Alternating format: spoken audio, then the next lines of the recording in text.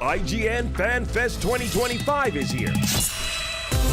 From Monster Hunter Wilds to Mythic Quest, Daredevil Born Again, Let's dance, to Devil May Cry. Coming up, the ID at Xbox Showcase. We'll be getting a look at upcoming projects from Don't Nod, NeoWiz, and Raccoon Logic. Plus, new looks at what's coming to hit games like Balatro. IGN Fan Fest Day 1 starts right now.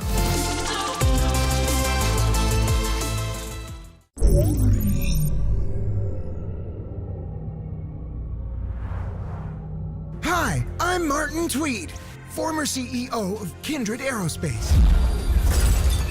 Fired by Alta Interglobal and abandoned on the far edges of space with no gear, no job, and no plan. But don't panic! While they may have tossed you aside like so much garbage, worry not! Because you can always turn to Kindred for a solution. Introducing The Kindred Catalog. With the right resources, you can create tools such as The Goo Cannon from Sapoos. smother creatures in viscous green goo to make them slip instead of eating you. Disgusting. Or use your lasso to catch them. We promise that any research conducted will unlock more fabulous gear and that the harm to the creature will be minimal. Use conductive pharaoh goo to shock and open organic doors, or spread it on the ground to slow down a speedy foe. Or lay down a goo fuse. Then after your buddy has upgraded that pacifier pistol with a charged shot, light them all up. If that doesn't work, try The Mag Fork from Kindred Labs. move mountains, create platforms, grab makeshift spears from the environment. And remember, you still have Your lasso and whip from Wild Times. whip some critters to keep them at bay so you or your buddy can punt them off a cliff. Oh, the hilarity that will ensue. Then upgrade that whip so you can grapple launch yourself to new heights. Or better yet, kick a few critters into the air while you and your buddy pick them off with a brand new Griffin Spunker Pacifier Pistol. It's a homemade skeet shooting game. The Kindred Catalog. You have the tools, you have the imagination, and let's face it, you have the time. Find it, build it, then execute it. The wackier the plan, the juicier the solution. I'll be in touch. Onward and upward.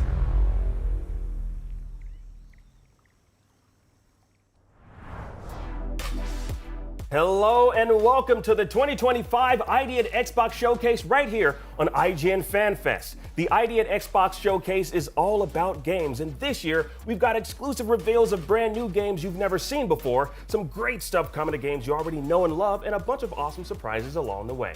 And I'm your host, Akeem. And I'm Alan Wheeler. It's always an honor to join forces with our friends at Xbox to bring you the latest of what Xbox fans will be playing next wherever you play your Xbox games. You just got a brand new look at Revenge of the Savage Planet, the new sci-fi action-adventure game coming your way this May. The ID at Xbox 2025 Showcase is all a part of IGN Fan Fest, which will be going strong all week long, so be sure to tune into that. And we'll have interviews with some of the most talented directors, actors, writers, and game makers in the world, and new looks at things like Daredevil Born Again, Mythic Quest, WWE 2K25, and so much more. And hey, if you miss any of that, don't stress it. You can easily catch up on IGN.com or IGN's YouTube page. But for now, let's get back to the ID at Xbox Showcase with a sneak peek at some big games heading to Xbox in the not-so-distant future.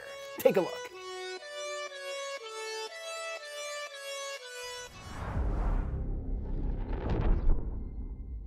Warning, hostile ships detected.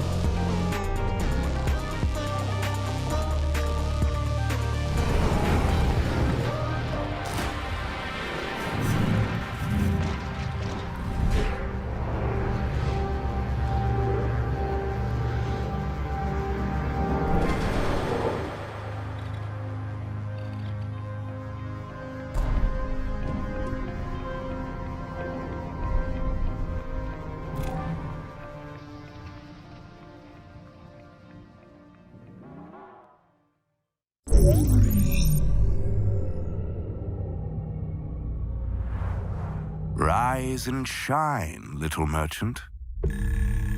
Wake up. Wake up, Will.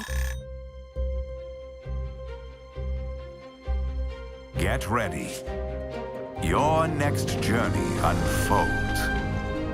A new place to call home. Uncharted lands brimming with peril.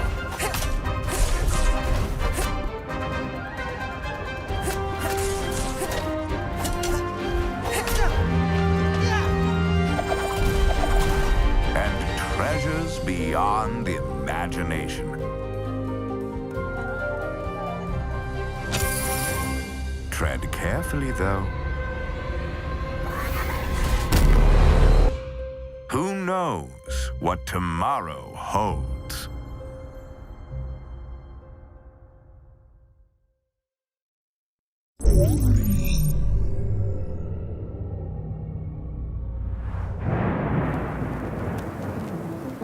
I, Herbert S. Sinclair,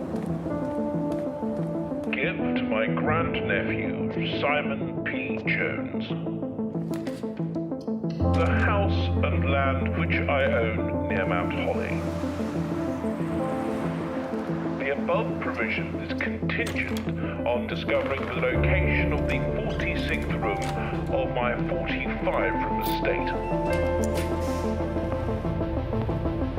Any heir worthy of the Sinclair legacy should have no trouble uncovering its whereabouts within a timely manner.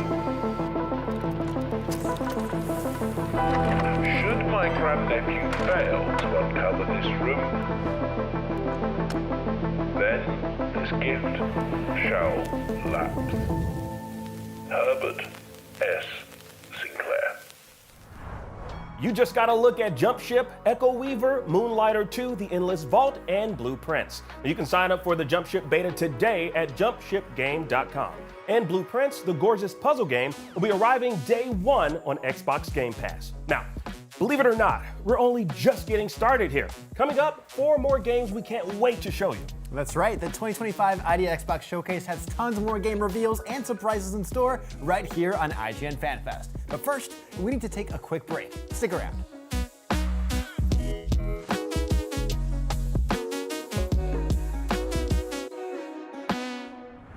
FanFest is presented by the Army National Guard, serving our communities and helping those in need. Are you ready to make a difference?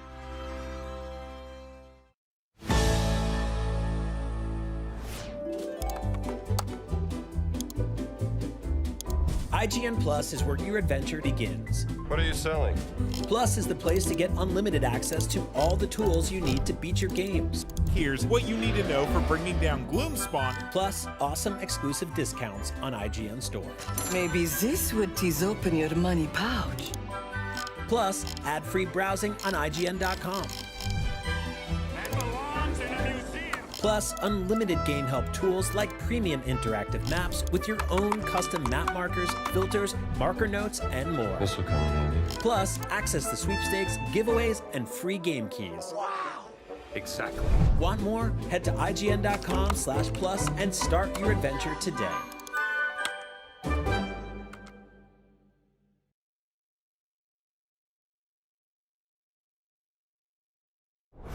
IGN Store has it all.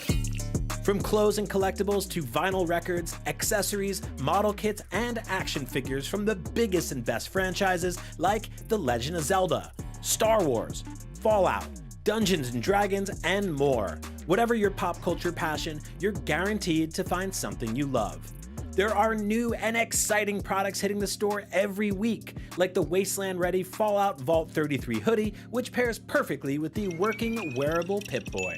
Plus, high-quality IGN Store exclusives like the powerful and spicy Star Wars Darkside Hot Sauce by Truff.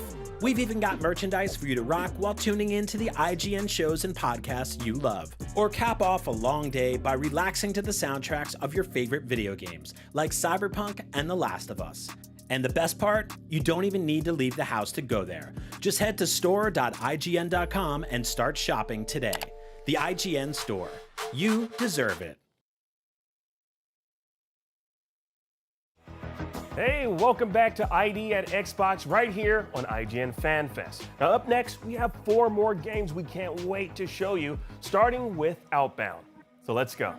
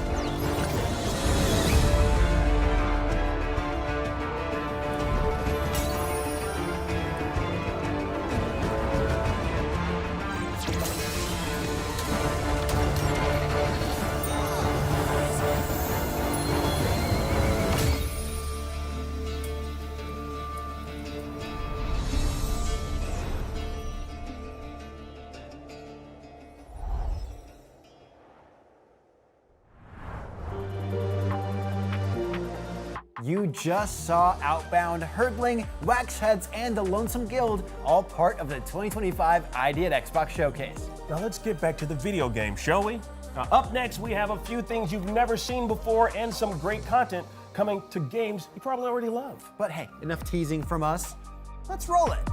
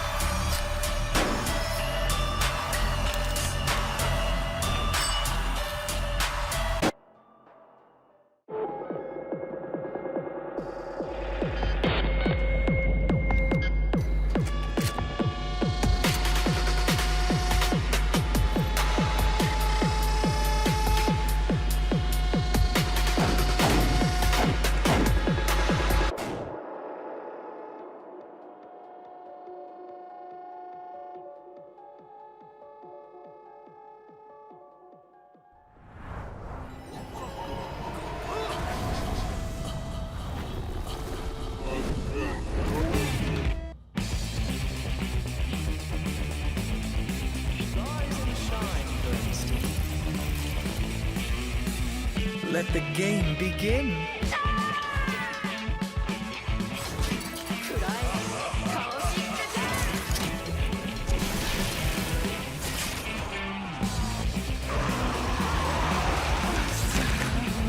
How painfully human.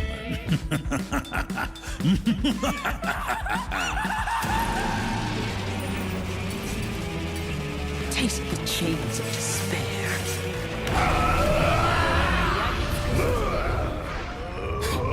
I'll burn you to the bone.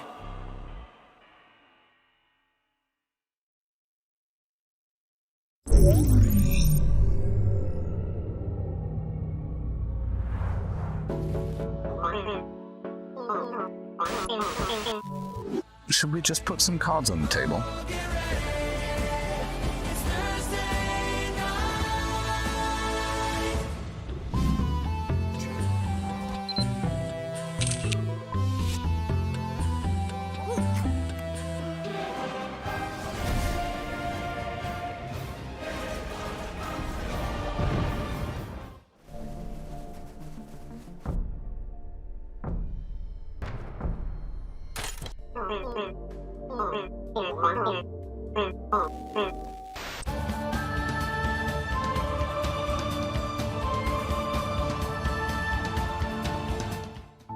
You know what they say, the house always wins. Looks like the joke's on us.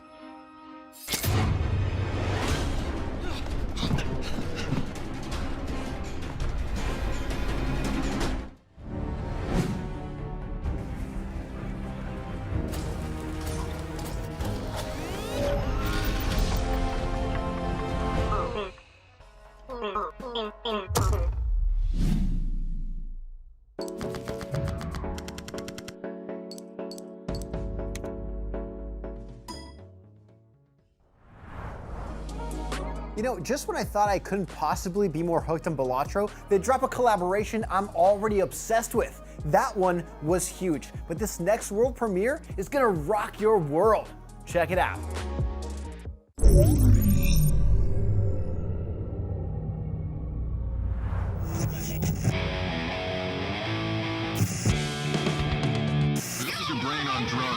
Tonight on Behind the Curtain, we dive deep into one of the 90s most controversial bands. It was beyond our wildest dreams. Their music defined a generation.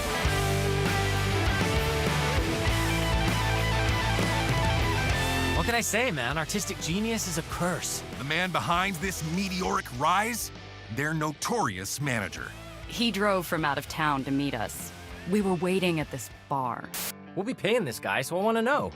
What exactly will you do for us? Plain and simple, I'll make you rich. You know why I'm here, lad? I'm here to f you over. Make me stray, Pharaoh. You'll filthy rich, drowning in women, piss through it all. Oh my God, Vernon! I know where this road leads, and it ain't nowhere pretty. Looking for trouble? Effervescent, isn't it?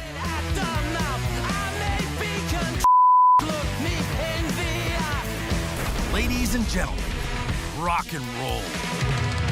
So, I gotta ask, would you do anything differently? What exactly will you do for us? Mostly, I just try to stay out of your way. That's it?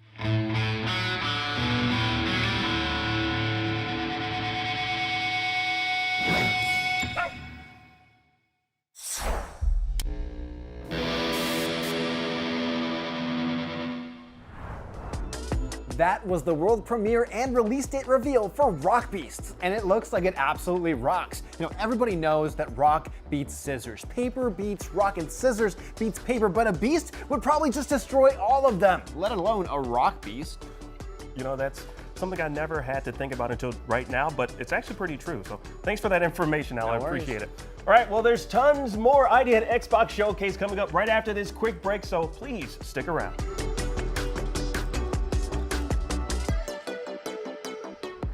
Fan Fest is presented by Mega Break. Open beta available now on PC and Xbox with crossplay.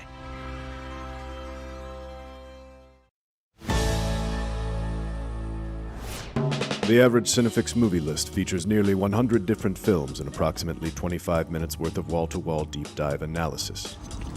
To simulate that pace for this 30-second ad, we're featuring 26 different films, and before you say it, no, that math does not check out.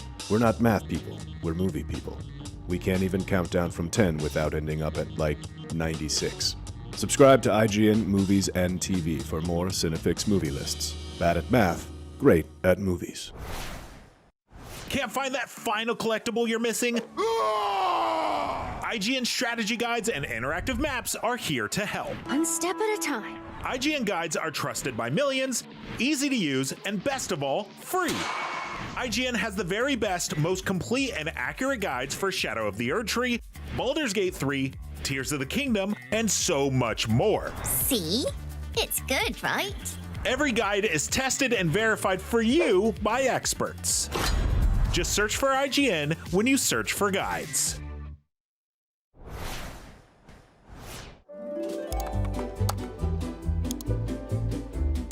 IGN Plus is where your adventure begins. What are you selling? Plus is the place to get unlimited access to all the tools you need to beat your games. Here's what you need to know for bringing down Gloomspawn. Plus, awesome exclusive discounts on IGN Store. Maybe this would tease open your money pouch. Plus, ad-free browsing on IGN.com. Plus, unlimited game help tools like premium interactive maps with your own custom map markers, filters, marker notes, and more. This will come in handy. Plus, access to sweepstakes, giveaways, and free game keys. Wow. Exactly. Want more? Head to IGN.com/plus and start your adventure today.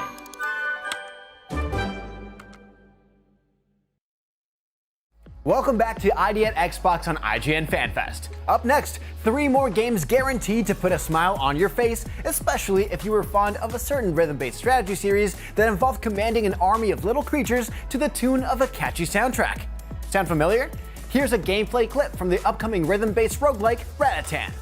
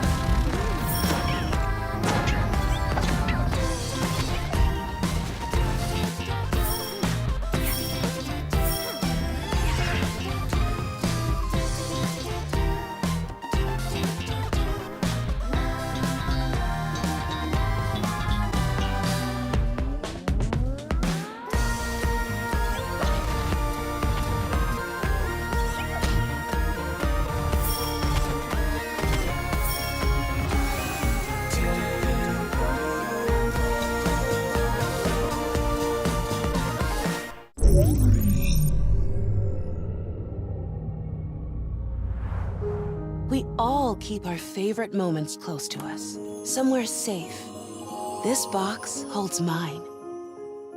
Welcome to Widow. This is a cozy, story-driven game about my happiest memory, summer in the countryside. Let me show you. It's simple. Just drag each object to its place, assembling the story, piece by piece, cup to cup, cat to cat. One summer, I was sent to the countryside. You know, a place that's not marked on any map. I used to be such a city girl, always online, always busy. Spending my whole summer in a forsaken village? No thanks. But here I am, surrounded by a gang of geese, clearly thinking they're the biggest deal around here. But who had been feeding them so well? Perhaps a goose grandma who always says they're too skinny? I had to fight a sneaky goat every day from my own backpack, cheered on by the laughter of the tiny yellow goslings. And that's how the story starts. My first day in a sweet village, full of joy, friendly faces, and welcoming warmth from the locals. Lovely place. But, you know, everything changed when I met Ben.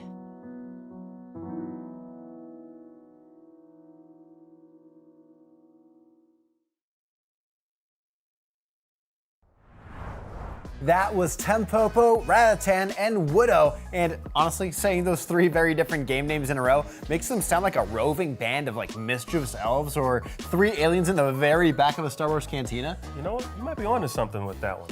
Now, we're getting close to the finish line here today, but that doesn't mean we're out of surprises for you just yet. We've got lots more new games to show you, plus a huge update coming to one of the best games of the generation. All this and more as the 2025 IGN Xbox Showcase continues after this break.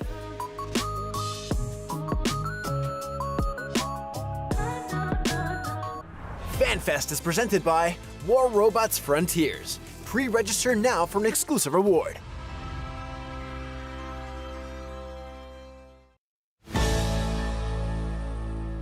IGN Store has it all.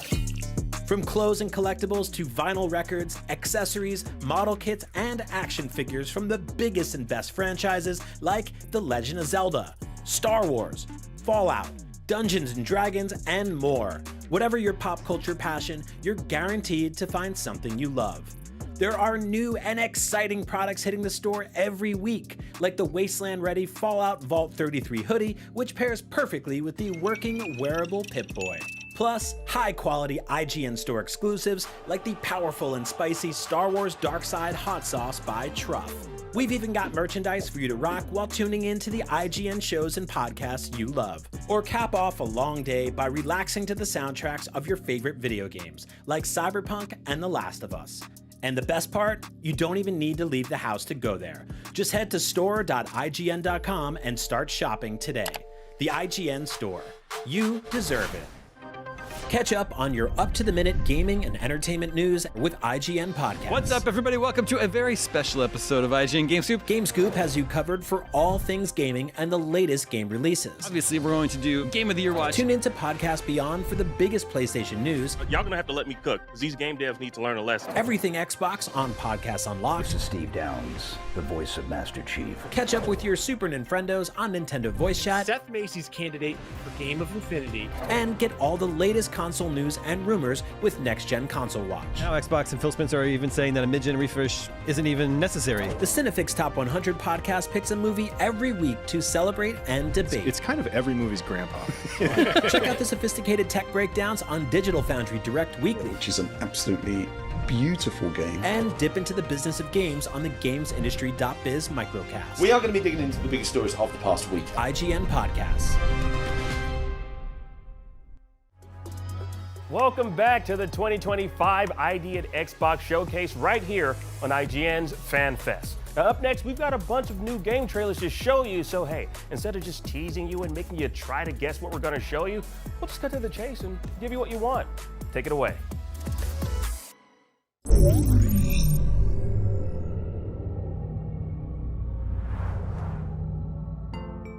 This is Pon. He's a Tanuki. This summer, by order of the Tanuki god, Pon has to restore the Great Tanuki Shrine. To do so, he needs to earn money.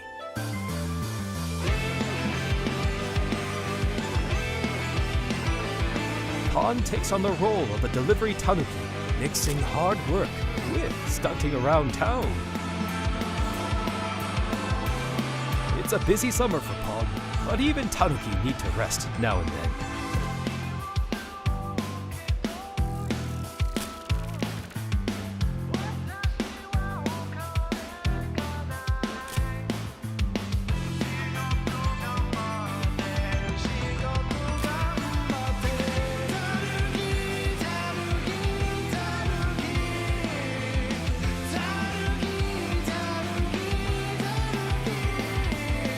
This is Pon Summer. We hope you'll enjoy the adventure together. Tanuki, Pon Summer. Available on Xbox Game Pass later this year.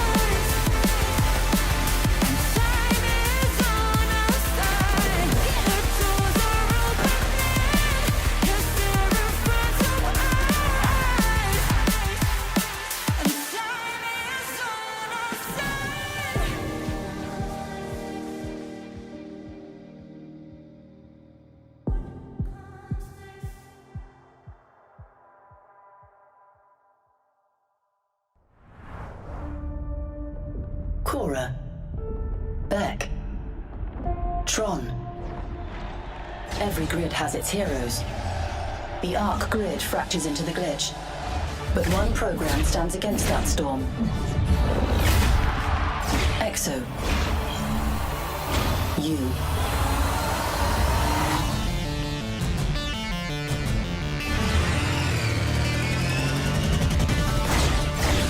A hero is nothing without their grid. Exo fights for hers, against those who would tear it apart. She must escape Core, but escape is not enough. A loop cannot be broken without a change in conditions.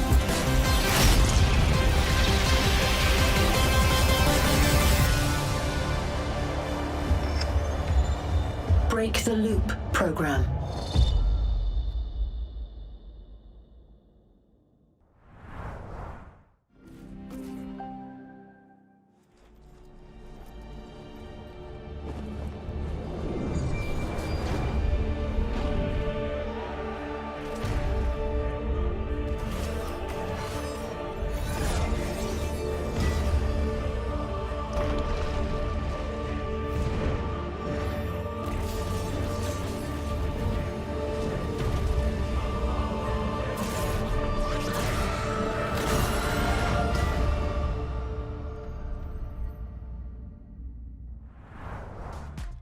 That was Tanuki Pond Summer, Descenders Next, Tron Catalyst, and 33 Immortals. A little something for everyone, and that's the truth.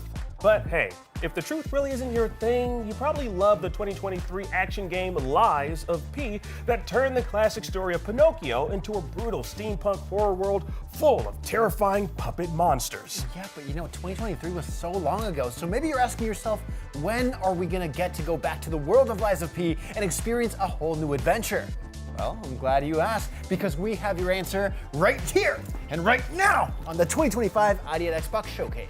Take a look.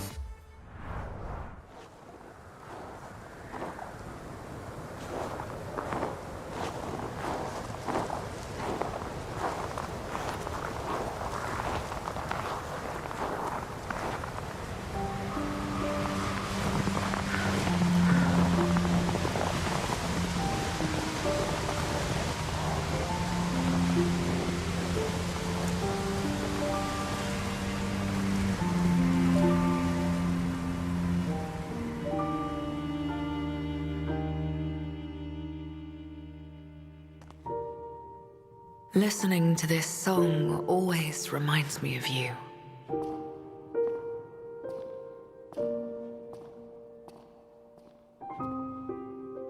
But now you belong to the past.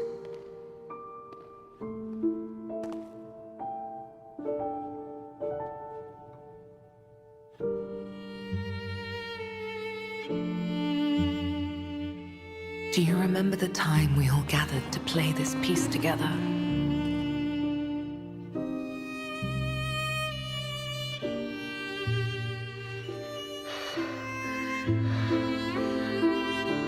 I never got to say farewell.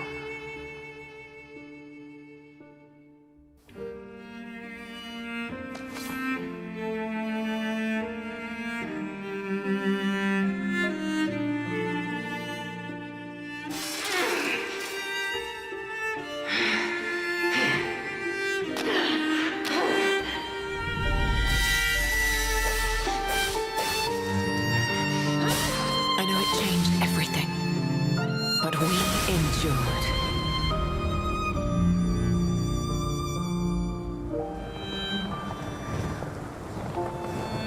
Perhaps someday, if we can cross the bounds of time, we'll meet again.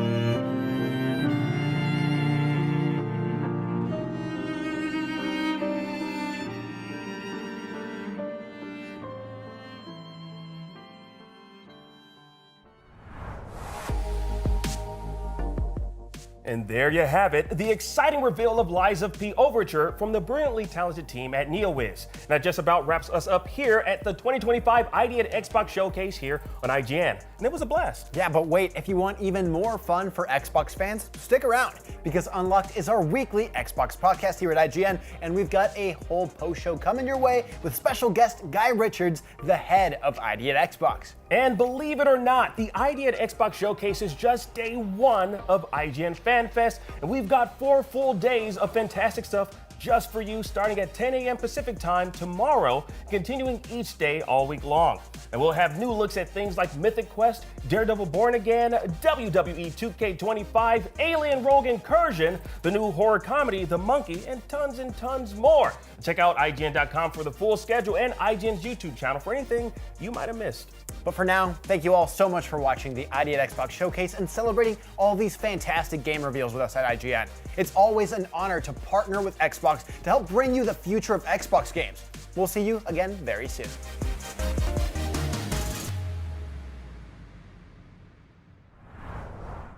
Welcome to Podcast Unlocked. It is IGN's weekly Xbox show. You just watched the latest ID at Xbox Showcase presented by us, IGN, but also, of course, a whole bunch of cool developers and the ID at Xbox team at Microsoft. My name is Ryan McCaffrey joining you. This is officially episode 681 of Podcast Unlocked. And joining me, as always, Michael Hyam. Good to see you, sir. Hi, thanks for having me every week, because you have to have me on every week now.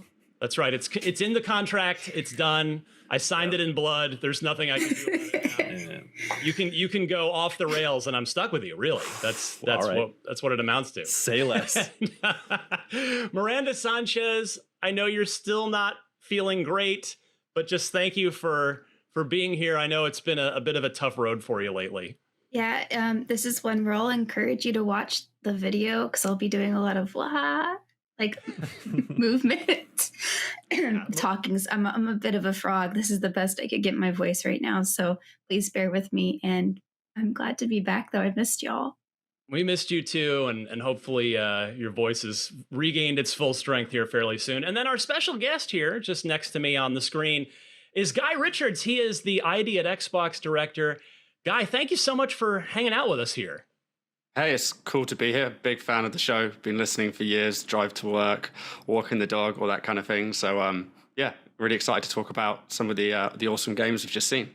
Well, we've got plenty of them. I mean, I think there were 22, maybe, if I had my count correct, something like that. But I wanted to just kind of start real quick. If you could tell the audience, what does ID at Xbox director mean? Like, because I know, like, with us, we get the people that aren't in our world. When we try to explain what it is we do, they'll be like, oh, so you play video games all day. And it's like, actually, no. But with you, I actually think I might be guilty of doing what other people do to me, because as the ID at Xbox director, my guess is you play video games all day and try to figure out which ones are a good fit for the ID at Xbox program. So in all seriousness, what sort of does your role encompass?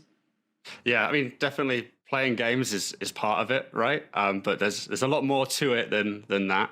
There's a lot of boring stuff that I guess goes on behind the scenes in terms of just trying to make it easier for independent developers to come to Xbox. Everything we do is centered around trying to empower independent developers to make the games that they want to build and ultimately reach a multi-platform audience through Xbox. So we're always looking at ways that we can make it easier for developers to find new players on console, PC, and cloud. So like all of the endpoints and devices that make up the Xbox ecosystem today. And yeah, part of that involves like looking at games early, trying to understand like what games are a great fit for some of the different initiatives that we've got. I'm here at DICE, so the conference in Vegas this week, so hanging out with some developers. So great opportunity to meet some of the existing partners that are on the program, looking at some of the games that they've got coming to Xbox, where maybe we might dive a little bit deeper in their go-to-market plans and give some feedback and look at ways that we can really partner together on all of their different marketing activities and the ways that they want to bring games to Xbox, as well as meeting like new studios that haven't shipped games on Xbox yet, and finding ways that we can help them bring those games to Xbox, so our Xbox fans can experience those games in the future too. So by helping them out, I'm guessing that means in some cases funding. Is it in some cases maybe providing dev kits? Like, kind of, can you give a top level idea of sort of what that means when you're trying to help developers get games to market? Yeah, so there's a whole host of things that we do, right? So getting access to dev kits, SDKs, technology, all the resources that studios need to build games is one part of it. And any developer that signs up for the ID at Xbox program, where we have more than 5,000 studios worldwide at the moment, they get access to like all the same level of like technology and kits that like any other studio worldwide does. We then provide a ton of resources and different teams to help studios go through the process of what's required to ship a game on Xbox. And we connect them with different experts as well, either through like one-to-one meetings where we're looking at the plans that studios have got for their games, or through different events tailored to help developers on different areas of like working with Xbox. So like the Xbox Store team will do kind of more like store-focused events where we'll go over like KPIs and best practices and all like the tips and tricks that like help you do like pre-orders and wish lists and like when to do trials, how to promote your game so you can like once the game's launched have like really sustained like commercial success on the platform. through to events that are more like technical focused as well, in terms of like how to build a game for the Xbox ecosystem today and take advantage of some of those tools that are available that make the experience for players across console, PC, and cloud really seamless, like cross-save, cross-progression, and all these kind of things. So there's a whole host of things that we do in terms of like educating developers, giving them access to technology. And then we work really closely with some of the other programs at Xbox, like Xbox Game Pass. So there's a bunch of games today where they've got a partnership with us to bring their game to Game Pass. So there's like a funding element that's included there.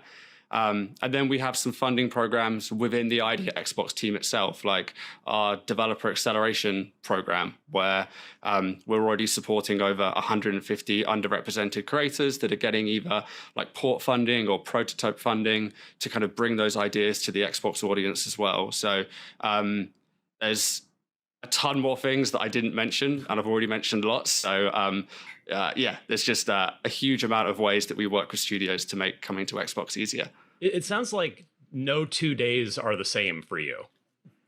It's a fair thing to say. Yep. I mean, I want to kind of ask something as well that I've been curious as I've gone to a lot of ID at Xbox events.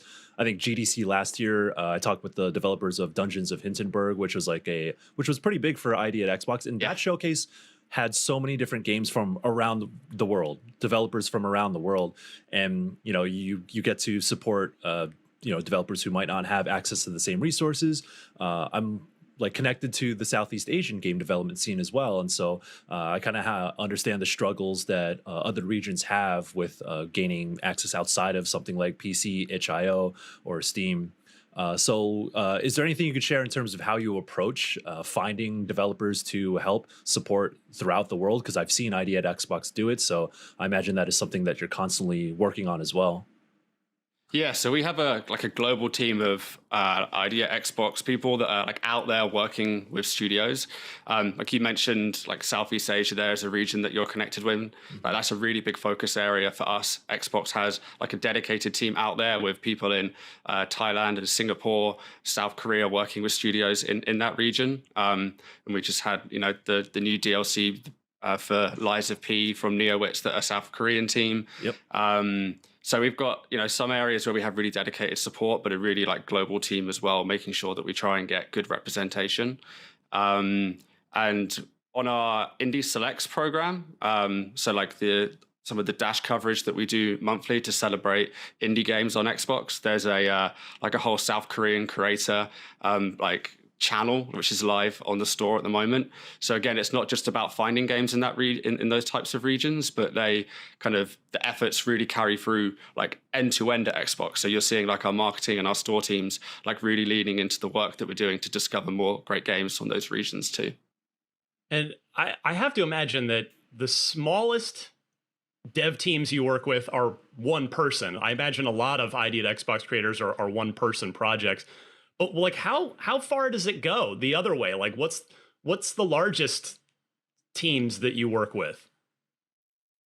It's pretty varied, right? So we definitely have studios which can be as small as one person, and then we get up to some of the world's like biggest independent developers that are in the regions of having like hundreds of people making games for them at the same time, right?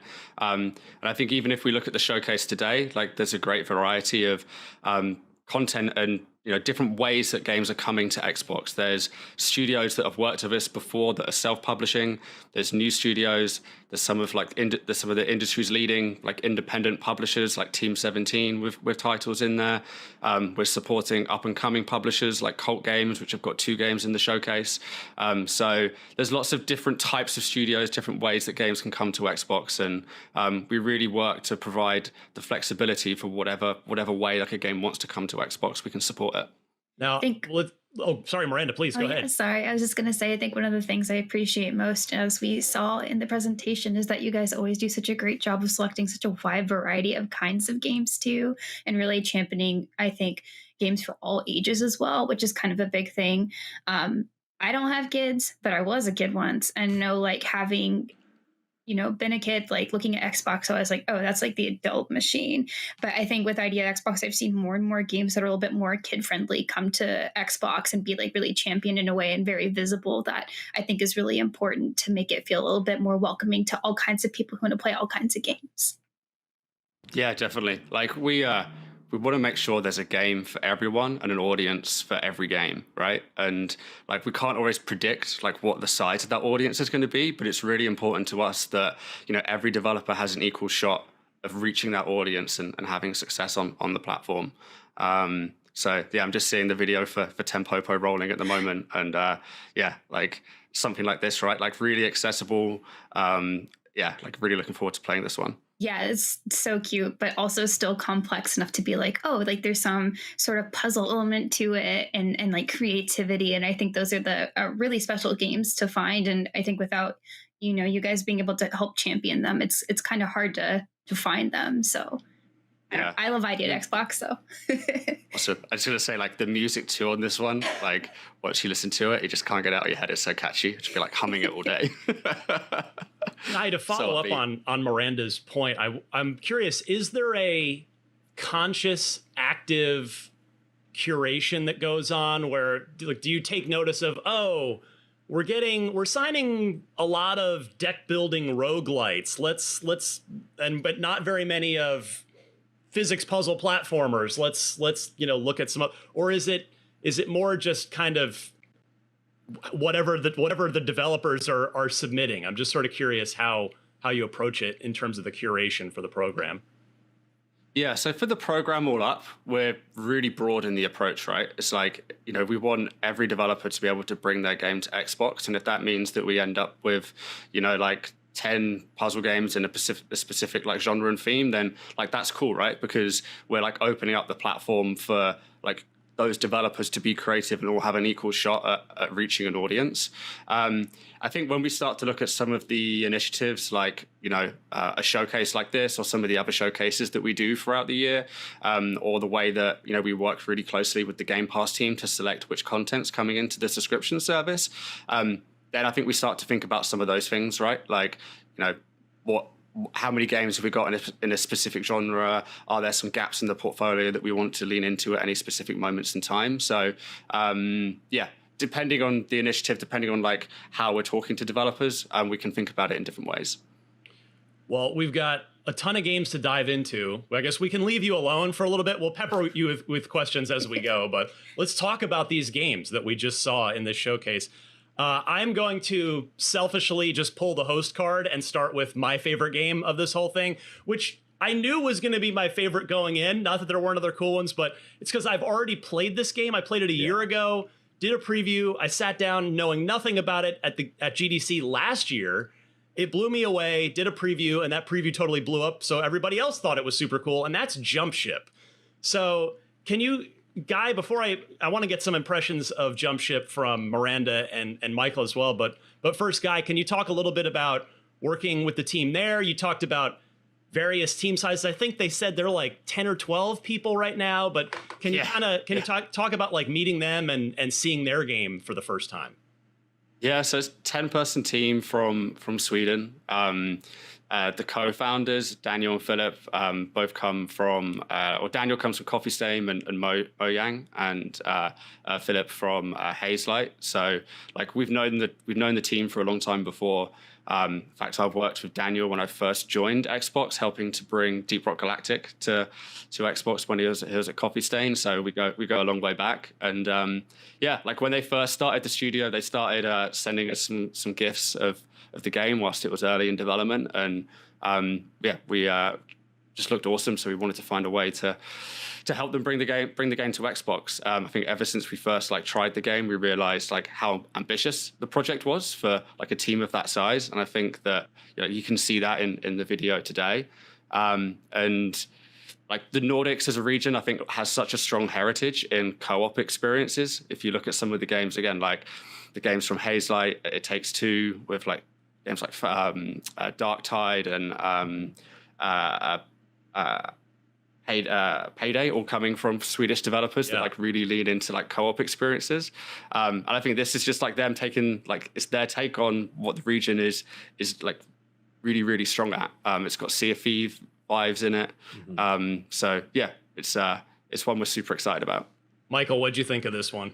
I think there's a pretty big appetite for pineapple pizza, Ryan. So you need to watch what you say about it on your notes over here. I'm looking at it, but I also think there's an appetite for this kind of game. I mean, there's co-op experiences are always welcome around these parts, of course. But like I think in the advent of something like Helldivers, I think having a lighthearted experience that is also intense in a way, because that game is not necessarily like easy to jump into, or it's easy to jump into, but you really got to be on top of things. And I'm getting some of that impression looking at Jump Ship, and I know that you've played it, Ryan, and kind of likened it to Left 4 Dead in space with a few other elements on top of that.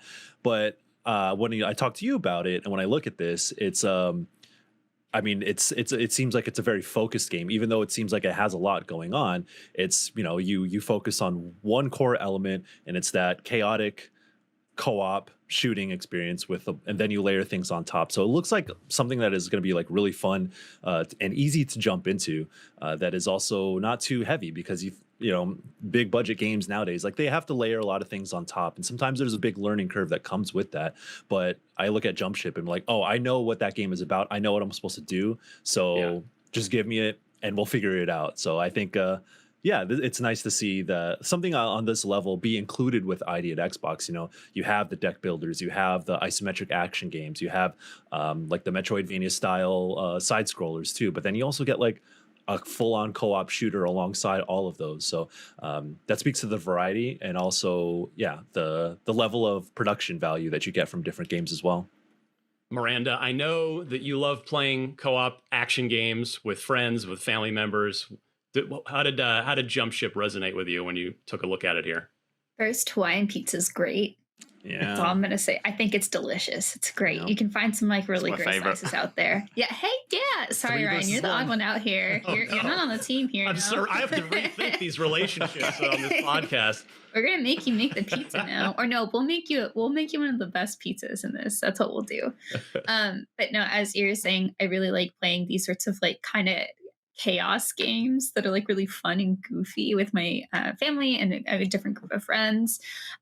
So I was looking at this, and I've been really into content warning with my siblings, and it's also just very like frantic, goofy, weird. Like there's just like a lot going on, but this is obviously on a very different scale. And I was like, man, we're gonna play the heck out of this. Like this is gonna be so much fun. And I think the fact that it's coming out for early access in summer too is just perfect. Like this is the perfect summer game. Yes. Like I just want to dive in. We're gonna get the pizza. Everyone's gonna have a pizza, and we're gonna just sit back and have a great time and just laugh at each other.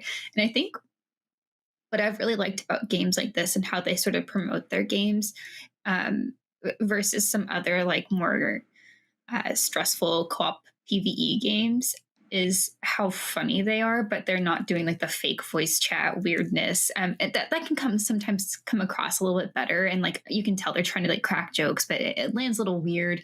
But this one, it's all about like just the presence of how they've put together this game. And I think that speaks like so loudly. And so I think that's just something I'm really excited for too. Yeah, our producer Ty, I don't know if we want to pull up my preview from last year and roll that as some other. I mean, granted, it's year-old footage, but just like for those that, I think the trailer does a pretty good job of conveying. But if you hadn't seen my preview from last year, or you're not familiar with this, it really is. It's very much Sea of Thieves-y, but then the ground elements when you leave the ship are pretty Left 4 Dead. You got some FTL in there. So the four of you you're piloting, you are manning, you are upgrading, you are repairing your ship as one of you is flying it around, and you just go to different planets and you go and land on surfaces and do different things. You got a quick glimpse in there in the trailer of space combat as well. Like there's just a really easy, natural co-op mechanic to this, which I think is one reason that it resonated with me so well. Guy, when I know you mentioned that when you first started talking to these guys, they're sending you GIFs obviously over email, so you just get a quick little sample. But when they actually sent you a build for the first time and you played this for the first time, was it had you already signed them at that point, or is that like you play it and then you instantly go, I need to sign these guys right now? Yeah, so we run a playtest with the team. I think sometimes developers send us a build and we can just jump in our own time to check it out. But yeah, with this one, like the team arranged a playtest with us. It was pretty early, right? So it was helpful having them there to guide us through the experience. But yeah, just like we had so much fun with it. The coordination that's involved between like you and all your teammates on this one, I think creates for some really emergent gameplay situations, because you've all got your like different tasks and role and jobs that you need to do, like while you're like flying the ship, and like somebody's like manning the gunner, like all that kind of stuff. So yeah, that was really fun. And what I love about this game too is it's not like a job where you just have to play it every night or you're going to fall behind. Like you can just jump in with your friends anytime you want. What a relief. Have a good time. Yes. Yeah. So, yeah, Miranda, you mentioned great point about summer for the early access on this. That is the perfect time. And quite frankly, that might be the only time that this game has a chance to get noticed this year with how busy it is. But yeah, so I highly recommend people sign up for that closed beta, which was mentioned at the end of the new trailer in this showcase. The URL was there. It was jumpshipgame.com. So do take a look at that. Michael Hyam, which game from this showcase we just watched should we jump to next? Ooh, maybe it's not the one that will. Well, actually, I think this one will jump out visually. Is Blueprints. Blueprints, as in like royalty, but you're messing around with a house and messing around with layouts. It's like a puzzle game. Blueprints has really caught my eye. I think I've heard of it beforehand, but I think this was the most that we saw of it. This game looks pretty sick. I mean, you have the notes that it has like a Telltale style like art design to it, but something like this where you like really manipulate a 3D space and you choose like all these different rooms, you go through them. And so there's a lot of like puzzle elements to this. And then just going around this creepy house, solving these mind-bending puzzles and how the rooms change from one to another. Like this is an example of, I think, the variety that you get and the creativity that you get from games that are more focused on a smaller scale that ID at Xbox showcases. So yeah, is there anything more that you could tell us about Blueprints and like the journey in showcasing it here? And is there anything behind the scenes that we might not get from the trailer that we should know? It's coming soon for April 10th as well. So yeah, I just kind of want to know a little bit more about what I'd be getting into with this one. Yeah, I mean, you did a great job at explaining the game there. I think one of the really unique things here is about like how you can manipulate the house and all the rooms in the house change, creating for different journeys through the game. The publisher Raw Fury is a partner of Xbox that we've been working very closely with since they first like set themselves up as a publisher.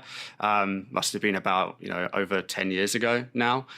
We worked really closely on some of their first games, like Kingdom 2 Crowns coming to Xbox as well. And yeah, Blueprints looks awesome. I think some of the demos have been really popular. It's got like a lot of anticipation from fans already across the industry. And looking forward to playing this game day one when it comes to Xbox Game Pass. And yeah, it's awesome that they're able to be in a position to finally announce the release date as well. Sweet. And it looks like it's probably not spooky, because I know Miranda's not. If it's spooky, she's out, I think. No, it depends on the spooky. If it's like violent spooky, maybe that's fine. Maybe if it's like, these guys are creepy, but they're my best friends, like that's fine. But if it's like jump scare, no. But this is great. Gothic, puzzly, beautifully moody. That's what I want. Yeah. How much have you played so far?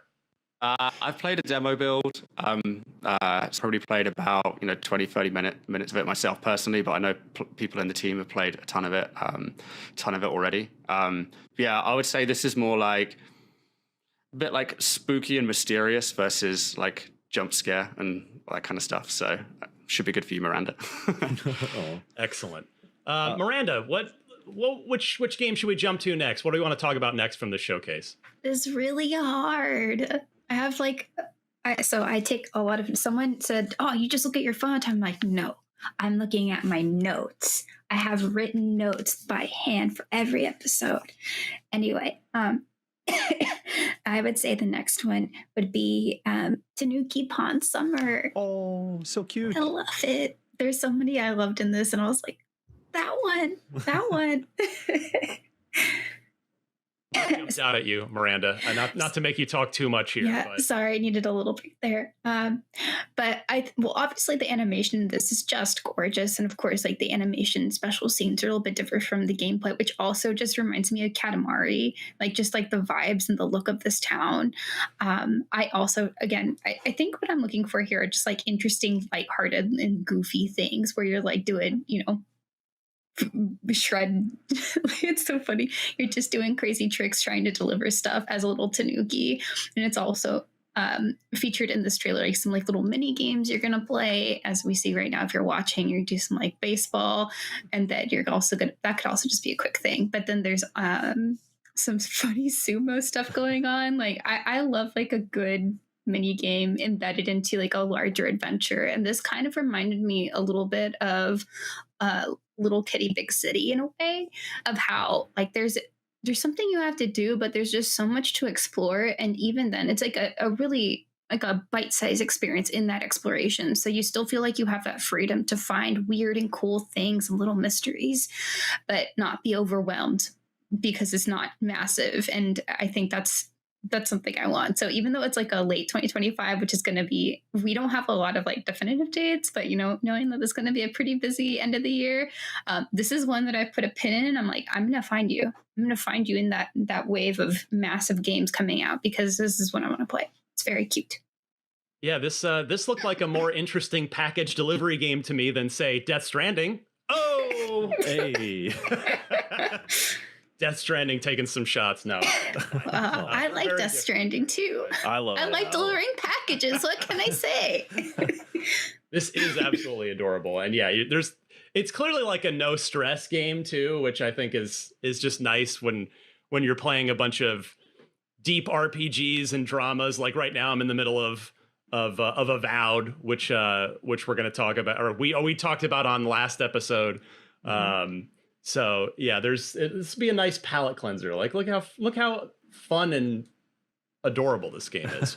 Mr. Hyam, your reactions on this one? This is my kind of thing. I love cute. The thing too, like Miranda said, this is Dave Mirra's BMX on top of a bunch of mini games, on top of being cute, on top of being a package delivery game. So I guess I'm just curious, Guy, like how do all these, if you could speak to it, how do all these seemingly disparate elements come together for this game? Like in what context am I playing baseball and then sumo wrestling and then doing a bunch of tricks on my bike to deliver things? Not that I'm complaining about it, but I'm just curious how it all fits together.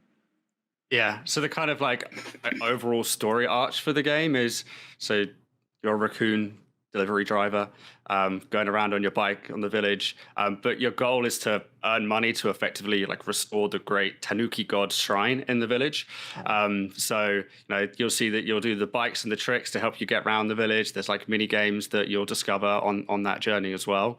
Yeah, this one's just really charming. Like just see the artwork, you see the game. It just looks like something which just really chill and wholesome to play. So yeah, we fell in love with this one pretty early.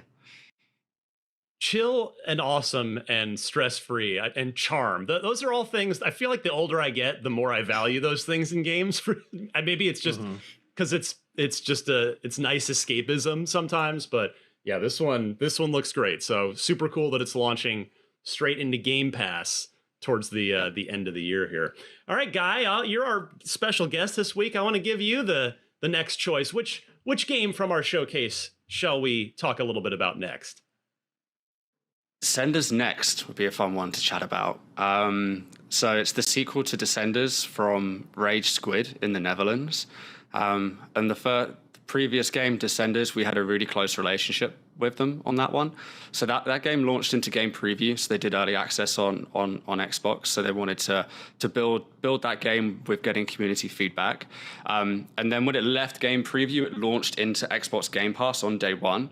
And it was actually the first time we had done that at Xbox with one of our partners. So that was like a pretty big thing. Like we worked closely with Mike Rose and the team, the publishing team at No More Robots to talk about how that could work and see if they were interested in it. And like they were really, really keen to do it.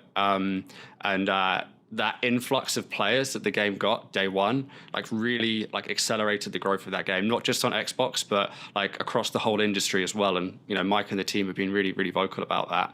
So with Descenders Next, like it's got more extreme sports. There's the dirt boarding. They've got snowboarding in there as well. It just looks like really epic, and it's great to see the team like adding like more real-time multiplayer into it as well. So yeah, that's going to come to Game Pass day one on April the 9th, and it just feels like one of those really like arcadey pick up and play games that you can jump in with your friends. I've sunk a lot of time into the first one, but it's also the type of experience that I'll like jump into in between playing like big RPGs and that kind of thing, because you can just do a couple of runs and try and beat your friends' times on those runs. So yeah, this one is one that I'm really looking forward to playing when it comes out. Yeah, I really like, this is like a weird thing to point out maybe, but the what appears to be the gameplay camera angle, like it feels like the camera's a little low. Maybe it's just for the trailer and it's just a cinematic thing and the game's not actually like this, but I hope it is, because I really like this kind of slightly lower angle that a lot of these shots have. But yeah, this looks super just approachable, super pick up and play, good times. And it's right around the corner. This game's out in like a month and a half. It's less than 2 months from now. So yeah, good stuff. All right. Well, we should go back. The game we kicked off with, Revenge of the Savage Planet. This one, ton of charm. We'll pull this video up here in a second, but you've got physics-based, goofy, comedy, survival, exploration. You can spray a bunch of stuff on a bunch of different space animals. You got multiplayer. You can manipulate the game world. Very colorful. You mentioned charm, Guy, and this to me, it certainly oozes charm right out of the screen. I mean, it just seems, again, like a pretty lighthearted, stress-free, could be fun. This game I could see being fun to just like get online with your friends in there and just chat, like just catch up with your friends without any real stress or even competition necessarily. So can you kind of talk a little bit more about Revenge of the Savage Planet here, Guy? Yeah, so this is just one of those games where I think it's the type of experience you want to jump into with your friends and goof around for a bit. So I think you did a great job of describing it there. And the first game did a great job coming to Game Pass. It did really well in the service. It had a ton of players. So yeah, like I think there's a big audience for this one on Xbox based on the people that played the previous one. So yeah, it's going to come out. I think did they say May the 8th in the trailer? So not too long to wait for this one. Yeah, it's quite different from Journey of the Savage Planet. I mean, visually, conceptually, it looks very similar to Journey, but it is actually quite different. So, I mean, can you speak to sort of the transitions that they've made from the first game to this one, where the first game was more of like a almost felt like a Metroid Prime, where like it's more of like a exploration, like a progression sort of single player experience, to something that's quite different in like scope and scale and sort of direction? Yeah, yes, there's definitely a lot more that they're bringing to this game. I think compared to the first game, there's just like so many more options for players. There's like, you know, more tools, more variety of like play styles that they can have in it.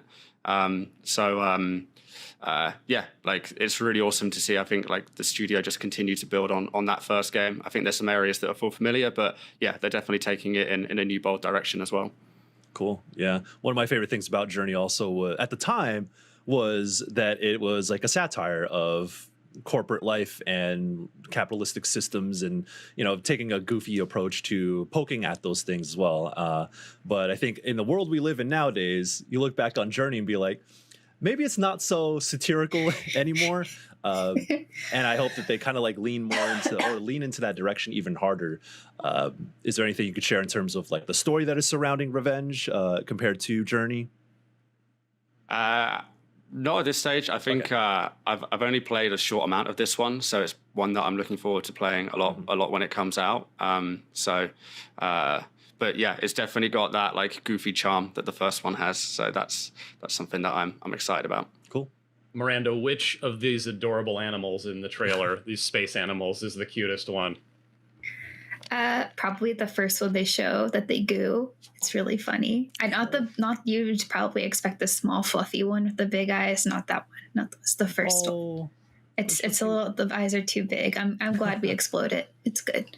But no, this trailer is fantastic. It's so funny. It's like such a great way to start the showcase. Absolutely. Guy, you mentioned when you were talking about this one that the first one saw a lot of success on Game Pass. To kind of take a quick mini tangent here before we get back to talking about the rest of the games, I'm curious, what does that mean in the sense of, because in a pre-Game Pass traditional historical gaming model, it's just how many copies did it sell? But with Game Pass, where you can buy a game in Game Pass for a discount, and I'm sure that's one of the metrics you look at, but like, when you say it did well in Game Pass, talking about Journey to the Savage Planet, like, does that mean, is it like a Netflix thing where it's like one of the more played games in ID at Xbox on Game Pass? Or I know you can't speak to like specific numbers, but can you speak maybe a little bit to holistically how you look at and measure success when it comes to the ID at Xbox program, and maybe specifically as it pertains to Game Pass? Yeah, I think it's important to note that success can look different for any game and any developer, whether that's on Xbox or in Game Pass as well, right? So, if you take a game like Journey to the Savage Planet, you can look at like how many people played the game in Game Pass, like how long they played it for, like the sort of like player behaviors whilst the game was in the service as well, right? Like how often they came back and played it, like all these types of things, right? So there's a ton of different metrics that we can consider towards that. But yeah, like different games have like different ways to be successful on the platform and in Game Pass. Like we're just looking at like the Tanuki, right? Yeah. I think it's awesome that people can like jump into that game. It acts like a palate cleanser. I think that, having that game in the service alongside like Xbox's first party titles as well, right? There's like a ton of different roles that content can have in providing the depth and breadth of experiences that makes for like a really awesome like quality catalog of content. So yeah, like success could look different for different developers, and the first one did really well. We're really happy with the amount of fans it had on Xbox and with Game Pass, and that definitely contributes towards us wanting to work again on the sequel, right? Good stuff.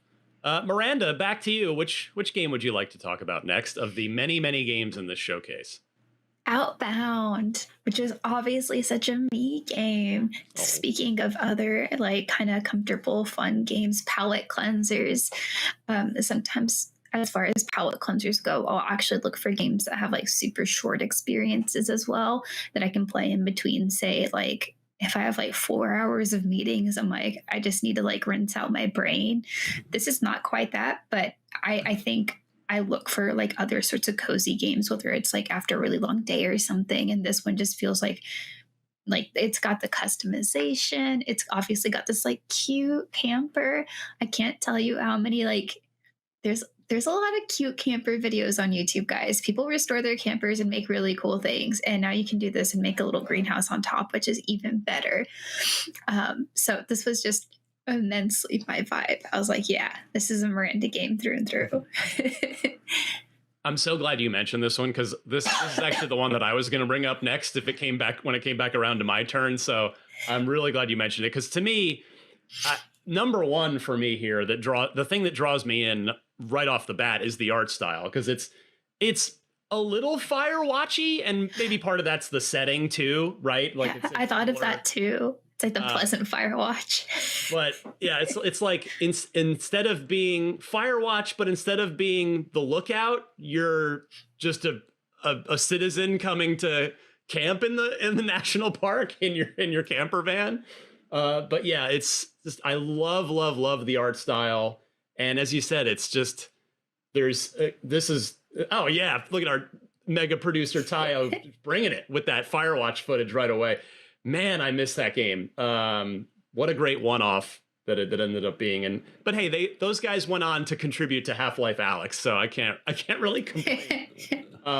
But yes, Outbound just seems like you can just sink yourself in it for 10 minutes or an hour or 4 hours or however much you really want to. Michael Hyam, you gonna lose yourself in this one from time to time?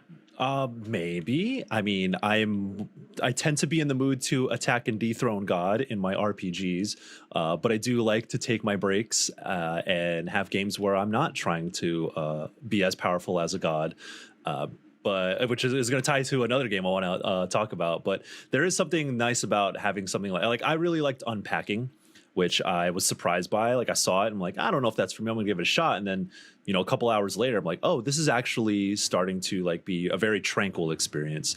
And a lot of people get that sort of thing from like an Animal Crossing or like a power wash simulator. So there is something valuable about having that stress-free experience, even though building out your camper might seem like work, but there is something nice to creating your own space and making it yours. And I feel like there are a lot of games that have elements of that. Even something like Starfield, where there's an element where you're like building your own base on a planet somewhere else. There was like, instead of going down these side quests where I'm trying to hunt down some evil corporate goon or whatever, I could go to a planet and just start building my own space, my own camp. And there's something very, very valuable about that experience. And if a game like dedicates itself to that specific sort of thing, like Outbound, it seems, there's an appetite for this sort of game too, whether it be someone's palate cleanser or the type of thing that they want to get into specifically. So it's always nice to see more and more games like this, because with each one, none of these games are one-to-one copying each other, right? Developers don't do that, but they do take inspiration, and on top of that, they do their own unique thing on top of that. So that's how you get innovation in mechanics, and like they might be similar in taste and in look, but I think through that you get a lot more interesting mechanics. Or they're trying to mix things up with building, with crafting, planting your own like vegetables and stuff, and like I don't know if there's like a survival element to it, but there's always iteration, there's always innovation on top of what we've already had. So the more and more games I see like this, I think that the more variety that you'll get, and you'll see the genre being pushed forward as well.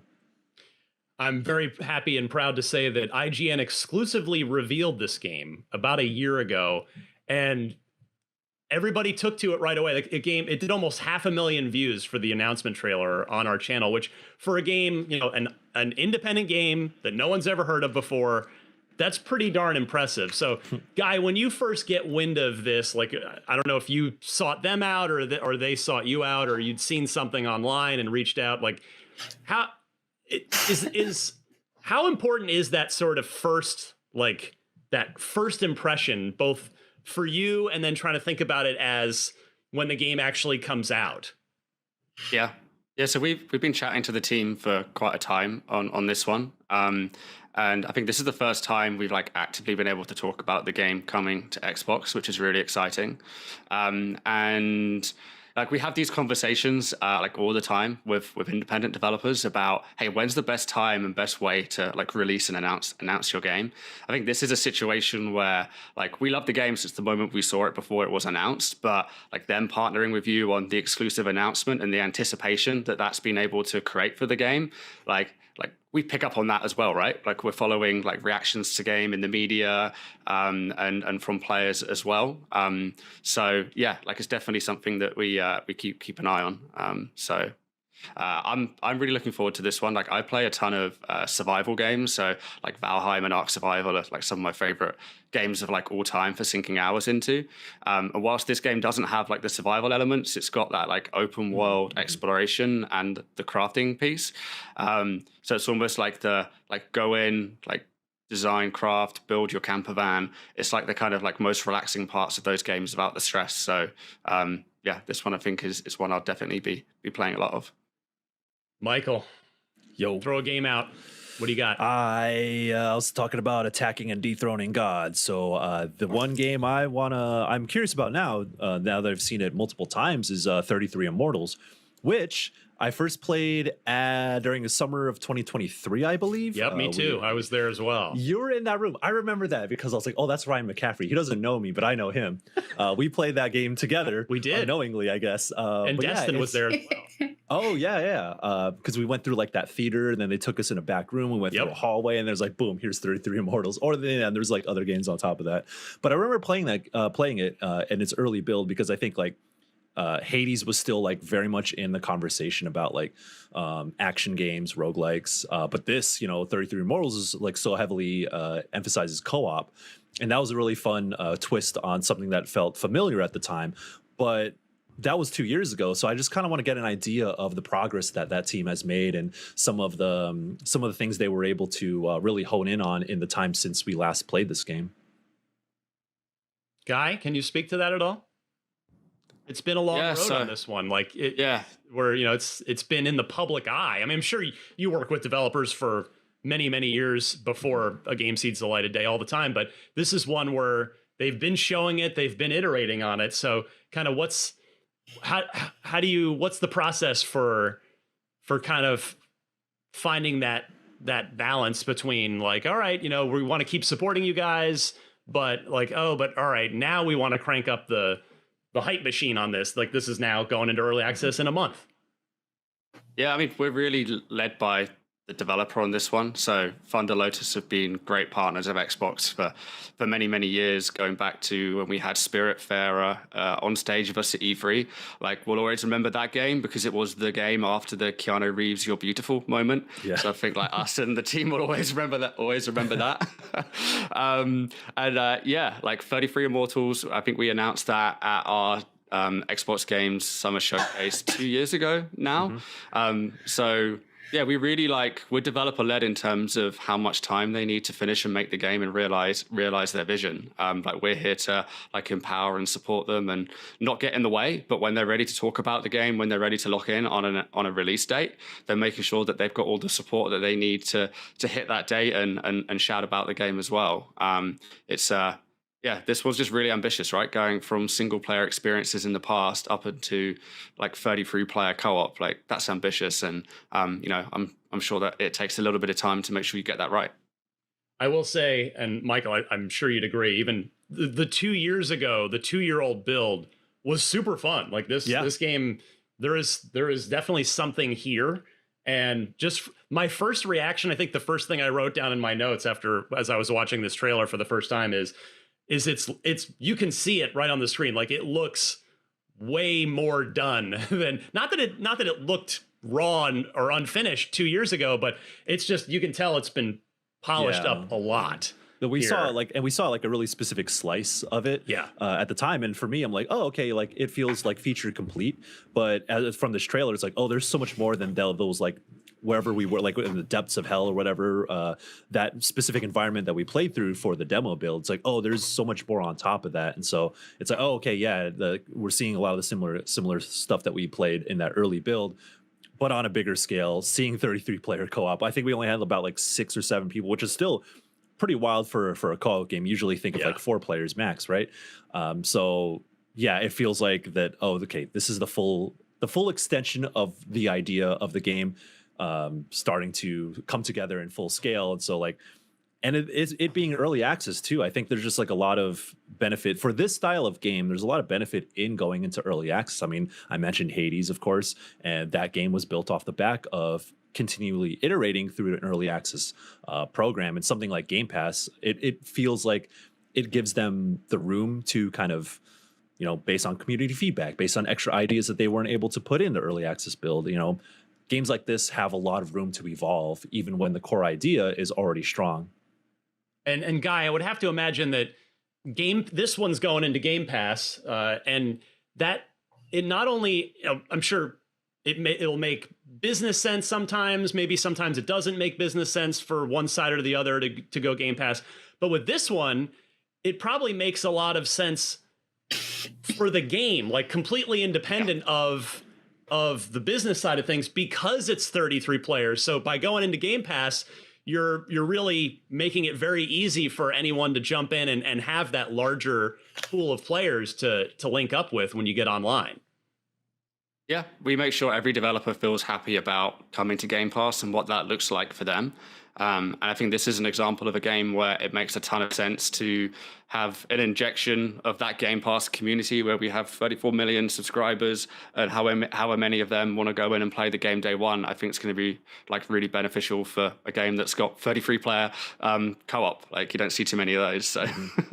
Well, as we're running out of time here, the last game that I want to talk about is probably the most Ryan game in the showcase, which is Herdling. Herdling for me, and I see Miranda's like, "Yep, that's you." You've got a beautiful art style, you've got no dialogue, you've got emotion conveyed through a nonverbal story, you've got puzzles, you've got animals to adore. This just looks exactly like my kind of jam. It's probably 4 to 6 hours long. It's just like it's going to tell some beautiful story, I'm sure. Guy, can you talk about finding this one and linking up with the developers here, and if you've had a chance to, I don't know if you've had a chance to play this one yet or what you've seen of it beyond this trailer, if you can kind of talk about your thoughts on this one. Yeah, I've not had a chance to play this one yet, but I've seen a bunch of like videos and materials like internally on it. Just feels really unique, right? Like going on that like epic adventure whilst you're herding these creatures that I haven't quite worked out what they are yet, but they look pretty cool, and I want to learn more about them. So they've announced the release date for this one, that it's coming to Xbox. I think we've got a wish list available for it on the store as well, so people should definitely go and check that if they're interested in the game to make sure they continue to learn more about it. Miranda, you must have a comment on this adorable game. They're so cute. I can't get over it. And then they already teased in the trailer that stuff is gonna happen to them, and I'm like, oh, just protect them.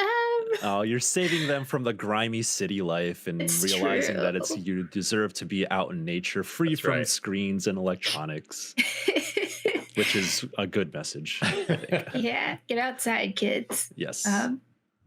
It's cute. I really like it. There were too many good games in this showcase. I hope everybody enjoyed it. We have come to the end here of Podcast Unlocked.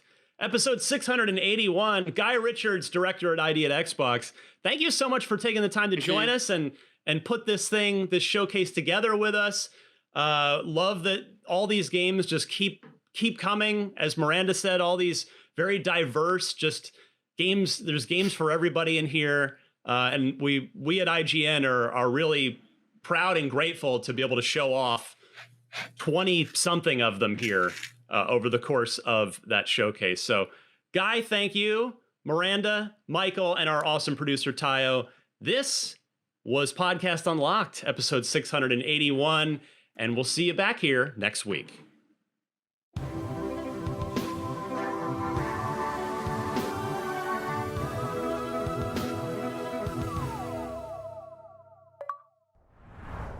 Hey there, friends, don't go anywhere. Coming up, we've got a look at Ultimate Sheep Raccoon, the follow-up to Ultimate Chicken Horse from Clever Endeavor Games, a studio that seems determined to make cartoon versions of the entire animal kingdom fight to the death in ridiculously slapstick ways. It's a very specific goal, but we support it. Check it out. You're watching IGN Fan Fest. 2016's Ultimate Chicken Horse was a fantastic party platforming game that was only missing one thing, even weirder animals. Here to tell us all about the follow-up, Ultimate Sheep Raccoon, is Richard Atlas, Fabio Grisi, Austin Jobry, and Ed Brazil from Clever Endeavor Games. Welcome, everyone. Welcome. Thanks for having us. Thanks for having us. So, Ultimate Sheep Raccoon is the follow-up to Ultimate Chicken Horse, but for anyone who's unfamiliar with these games, what are these games all about? So Ultimate Chicken Horse, at first, is a party platformer where you build the level while you play. So you place things in the level and then run across to the end, and your goal is to make it hard enough for everybody else, but easy enough for you. And that was this game, as you mentioned, that came out 2016. We've had great success with that game, and this is the next rendition. So you are racing bikes across the screen, but you're also placing traps and obstacles in the way to mess with your friends. But everybody's got to run through the same race. So every time you try and screw your friends over, you're also screwing yourself over. Who gets to place traps? How is that determined? Everybody. Everyone. So everybody places traps, everybody runs through. Okay. So it's fair. Everyone's playing fair. Do you have to have played Ultimate Chicken Horse to understand what's going on in Ultimate Sheep Raccoon? No, definitely not. It feels different. In one of them, you're running around, you're sprinting, you're wall jumping. That's Ultimate Chicken Horse. In this one, you're racing your bike, you're angling yourself back and forwards, you're going off ramps, you're doing backflips. It's a different kind of style, even though the core of placing a thing and then running through the level is the same kind of loop. So when you launched Ultimate Chicken Horse 8 years ago, did you ever fathom it would take off as much as it did? We never thought or knew that it was going to take off like it did. At each step of the way, we were kind of showing the game to small groups and getting good feedback, and then showing the game to slightly larger groups and getting more feedback. And at each step of the way, we were kind of like, well, if this works, we'll keep working on it. And I think that was really key to actually making the game as good as it was. So by the time it came out, it had gone through all that vetting process. We weren't just like, oh, we're going to build a thing for a year and a half and then launch it, and it's going to be great, So in Ultimate Sheep Raccoon, I think there are both power-ups and traps available. What are some examples of some fun tools that we have available to us? Yeah, so new from the previous game are power-ups. So those allow you to kind of build up your arsenal of abilities other people don't have. You can do things like slow down your opponents with like honey that you can throw on the floor, or there's things like passive boosts to your speed or to jumping, or active things like an actual like soda pop can that launches you forward and can give you a boost out of a bad situation.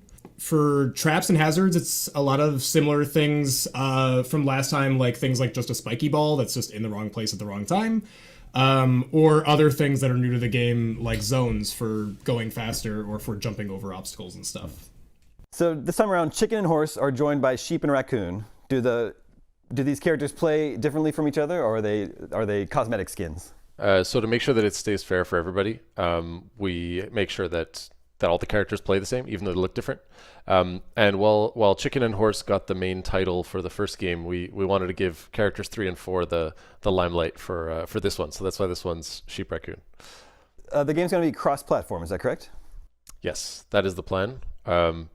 Yeah, we're still pretty early in development, as you'll see with the gameplay footage. But the plan is to have it cross-platform across all consoles, PC, etc. All right, well, talking about animals beating each other up is fun, but actually making it happen ourselves sounds even better. So here to do just that are my IGN friends, Jobert, Luis, and Nick. Let's play some Ultimate Sheep Raccoon. Okay. So what is this level? What do we need to know about this one? This is Scrapyard. Okay. This is Scrapyard. We'll get into the level. First thing is choosing your blocks. So a pop-up is going to show up, and you can choose your blocks. You can rotate them, the bumpers, and then you can place them. And we'll see that because we're playing 8 players, only 4 players are going to get to place at once, and then the next round, the other 4 players are going to play. So you can see all the different blocks here. They have these little animations when you hover over them. And we've got a variety of different blocks, like this pendulum swinger that I'll grab, which can bump people around. We've got rails, we've got a coin. Yeah, we'll get more into that as we play. I will give you guys a secret, because I like you guys and I want you to do well. If you're going on a treadmill that's going the wrong way for you, doing a wheelie can help you bypass that if you want to be fancy. You can use your triggers to rotate your character a little bit and pop a wheelie. We're getting live game help here. So I want this fan to knock people into that thing, so... How devious of you. I mean, watch out for the hole at the beginning. Wow, everybody got over that hole. Okay, let's go. Ah! No. Poor raccoon. Wow. Amazing. I got blown away by the thing that I placed. Sitting there with 0 points. Spacey Chicken and Cool Ranch Sheep doing the exact same play every round. Very cool. All right, choosing so now the other some 4 power-ups. folks are going to place power-ups. Or sorry, blocks, not power-ups. Oh, these are blocks, okay. Yeah, it's still blocks, and every few rounds there are power-ups that we'll explain when we get there. And Sheep, that coin you have, if you touch that coin during the game and make it to the end with that coin, then you get extra points for that as well. Okay, got it. I'll give people a chance. I'll put it right here. Give people hope. That's how the game starts, until you start losing. Then you gotta start hiding. That's very helpful. I will save one That's very person, helpful. myself. That's very nice. And it'll be me. Only the first person to touch it. Whoa. Okay. Oh no! No! Don't hit me with that! Come on, horse. Oh, bye. Okay, here we go. Oh no! How do you wheelie? And I died. Oh, damn it. Yes. Okay. I was off screen too long. Not dead. Oh yeah. Wait, who got the coin? I didn't even get the Coin Huh, victory. no. Oh no! So close. Throw me a line. Look at that. Wow. Coin man. and the trick. Dang. And the first place. Big jump. I gotta do some more tricks. Raccoon. How do you even do tricks? I think when you jump in the air, you press. Okay. Yeah, LB, RB. Okay. You can like LB, spin RB. around. Okay. So now we'll get to pick between some power-ups. There's passive and active power-ups. When you hover them, they'll let you know if there's a Y or B button you have to hit. If not, then it's just gonna happen passively. Power-ups last for the rest of the game, and they reset each round, and you can stack them. So if you take something like super speed or boost, if you take it more than once, like in a following power-up round, you'll have 2 boosts, or you'll have super speed, for example. And you can do tricks with the X button if you're on a Xbox controller, whatever the left face button is, if you're in the air. Wait for me. Right.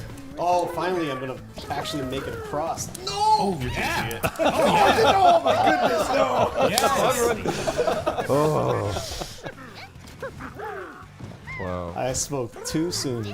Oh, jeez. I decided to do the trick at the very end. That was my demise. I haven't even crossed the finish line like once yet. Oh, jeez. Oh no. You gotta believe in you. I know. Of course. I know. You got it.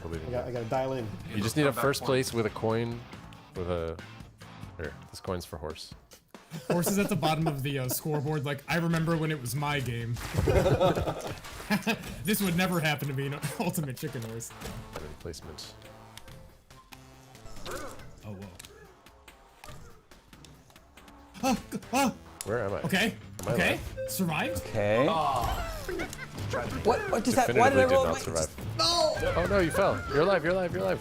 Wheelie, wheelie. Yeah. No. Why can't I? Okay, here we go. There you go. Uh-oh. It's got the umbrella. Ooh, I'm it's moving up. Becoming a tight race here. Oh, Look at creeping. that. Yep. Money Horse Spicy Chicken's coming for you. Tied. Cool Ranch sheep. On the way up. How can I actually help people? Let's take it. I guess I can't help. How can I actually help is not a thing you hear very much Give me no choice. in this game. What's the worst block? What can I get rid of? Right there. I think him. I think he's the worst block. Can you get rid of something that was just placed in this round? That's someone just. So right now you can because it's early, but that's actually a planned feature to stop that. Okay, wait. All right, First place, let's go. I am dead. Back on screen, let me back on screen. Hey, Koran Sheep, wait, show. Knocked off. What? Come on, chicken. What the heck? Come on, chicken. Chicken! Yeah! Trick finish. Wow. I like the music. Okay, it's still. Oh, did my little flip not count as a trick? All right, cheap team, let's go. You might You have might to not land have like it. finished it in time, yeah. Okay. Try to pull one off at the very end. I think you got to do the double boost. I'm doing the same thing. I've been wasting my boost by using it right at the start and then ending up way behind everybody. Okay, here we go. I wasted my boost by forgetting. Oh my god, I am so fast. I cannot see myself. Hey, okay, slow down for a second, everybody. Let's just take a second. Let's chill out. Alright, I'm cool. Now you guys can go fast again. Thanks. Yes. What? I boosted it right at the end. I think it might have gotten me there first. Let's see it. Yeah, look at that. Wow. All right, come on, chicken. Things are Let's go. changing. Solid. Oh my god, I dipped so far down now. Alright, no more of that, Rich. Oh, we'll see about that. Now I got double boost. Now I'm gonna get a coin that I'm gonna place somewhere that you're not gonna see where it is. Where we go? You don't have to destroy something if you don't want to either. You could just go into the air, but Yeah, you can just blow it up. oh no, that was such a mistake. Oh no. Yes, yeah. No! Oh, so I did trip it. Come on. Fell Did you off fall my into a bike. hole? I was going so fast. Right at the end. I don't know where I am. No, get up there. Oh, no way! Cool The Ranch. wall crawler! Not the wall crawl! I think I'm Wait, still. sit down. I think that's me. I think that's me. There's still hope. Oh, so I'm stuck. Keep jumping. Wait. You can hold. You can hold B. Hold B to reset. You can still do it. You can still have time. Oh no. Where to go? Oh, I have to start over? 13 seconds. Okay, here we go. 10 seconds. Go, You go, have to go. want it, Raccoon. Never give up. 5 seconds, Raccoon. Oh my god.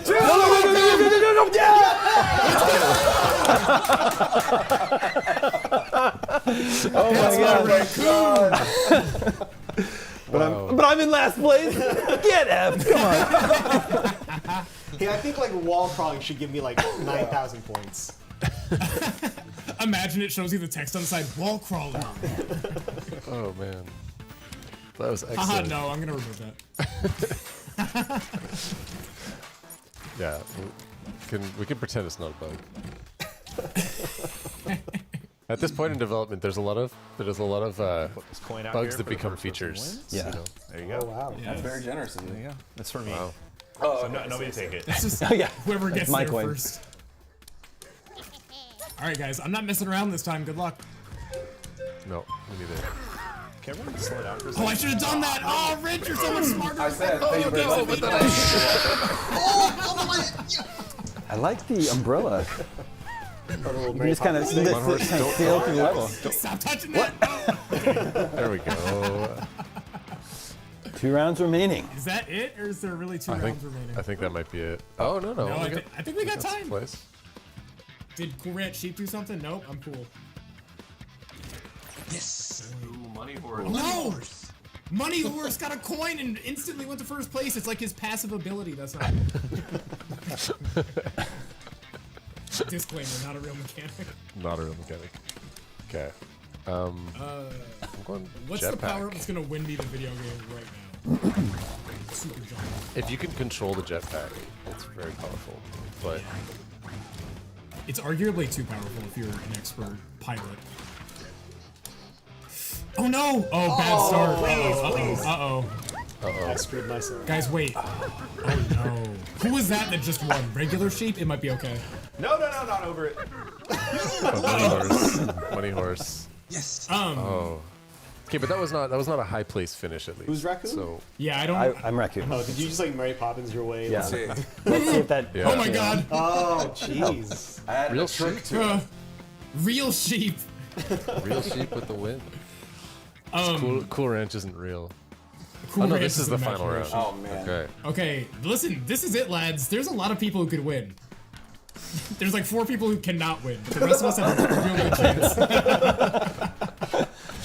But those people are just going to try to sabotage everything. And I think I might be one of those people. No, Money Horse, wait. Money Horse, be cool. Be cool. No, be cool, Money Horse. Let's see, how can I do more damage here? Oh, yeah, right after that speed thing would kill like 4 people, I think. Oh god. Yeah, The right 4 people though, or the wrong 4 people? That's kind of the question. Not me. I'm going above, so it's the right 4 people. Bye. Oh, that was me. Somebody touch that for me. Somebody touch that for me. Thank you. Any idea? You hear trigger on this jump button. No, wait. Wait, no! Yes, first place for me. Oh, Cool Ranch. I threw it all away. I mean, I think Fabio came second, so I think that's gonna. All right, chicken. I Let's get first. threw. There's money. Oh, Money Horse! Money horse. Money horse. Money Horse. Oh wow. Wow, good game. That was a good game. I'm sweating. That was good. That was a good game. Yeah, GG. And that was Ultimate Sheep Raccoon. Go wishlist Ultimate Sheep Raccoon right now if you too would like to get in arguments with friends, coworkers, and family members. We've got lots more Fan Fest ahead right here on IGN, so don't go anywhere. FanFest is presented by the Army National Guard. Rise to every challenge and overcome everything. The next greatest generation is now. IGN Store has it all. From clothes and collectibles to vinyl records, accessories, model kits, and action figures from the biggest and best franchises like The Legend of Zelda, Star Wars, Fallout, Dungeons and Dragons, and more. Whatever your pop culture passion, you're guaranteed to find something you love. There are new and exciting products hitting the store every week, like the Wasteland-ready Fallout Vault 33 hoodie, which pairs perfectly with the working wearable Pip-Boy. Plus, high-quality IGN store exclusives like the powerful and spicy Star Wars Darkside Hot Sauce by Truff. We've even got merchandise for you to rock while tuning in to the IGN shows and podcasts you love. Or cap off a long day by relaxing to the soundtracks of your favorite video games, like Cyberpunk and The Last of Us. And the best part? You don't even need to leave the house to go there. Just head to store.ign.com and start shopping today. The IGN Store. You deserve it. Catch up on your up-to-the-minute gaming and entertainment news with IGN Podcast. What's up, everybody? Welcome to a very special episode of IGN Game Scoop. Game Scoop has you covered for all things gaming and the latest game releases. Obviously, we're going to do Game of the Year watch. Tune into Podcast Beyond for the biggest PlayStation news. Y'all gonna have to let me cook, because these game devs need to learn a lesson. Everything Xbox on Podcast Unlocked. This is Steve Downs, the voice of Master Chief. Catch up with your Super Nintendos on Nintendo Voice Chat. Seth Macy's candidate for Game of Infinity. And get all the latest console news and rumors with Next Gen Console Watch. Now Xbox and Phil Spencer are even saying that a mid-gen refresh isn't even necessary. The Cinefix Top 100 podcast picks a movie every week to celebrate and debate. It's kind of every movie's grandpa. Check out the sophisticated tech breakdowns on Digital Foundry Direct Weekly, which is an absolutely beautiful game. And dip into the business of games on the GamesIndustry.biz microcast. We are going to be digging into the biggest stories of the past week. IGN Podcasts.